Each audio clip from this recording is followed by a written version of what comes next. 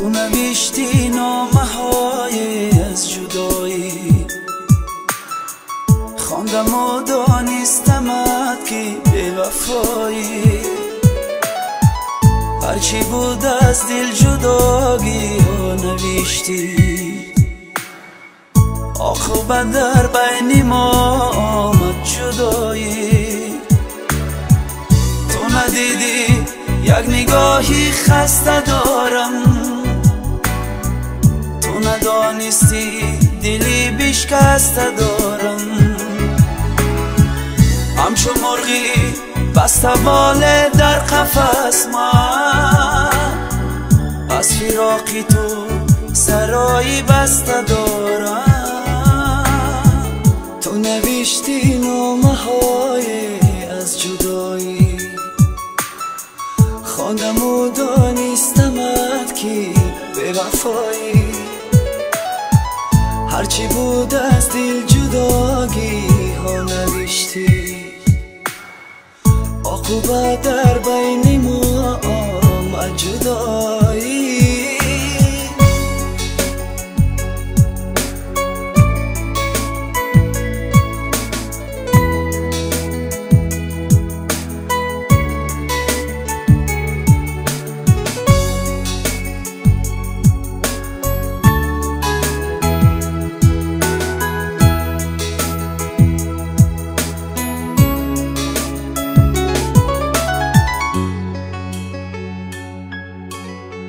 در دل شب روی تو پیش نظر شد، آه و افغان و فراقم به اثر شد. من که عمرم را به پایت داده بودم، در دل و در دیده جایت داده بودم.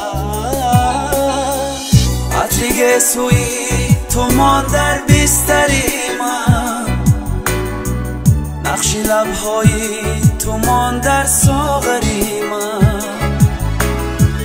به خود و به یاد و تنها در سکوتم، نیست جز جایی تو دیگر در بری من.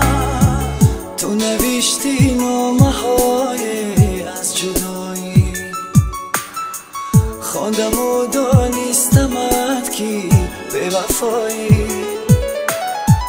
هرچی بود از دل جداگی ها نوشتی، عاقبت در بین ما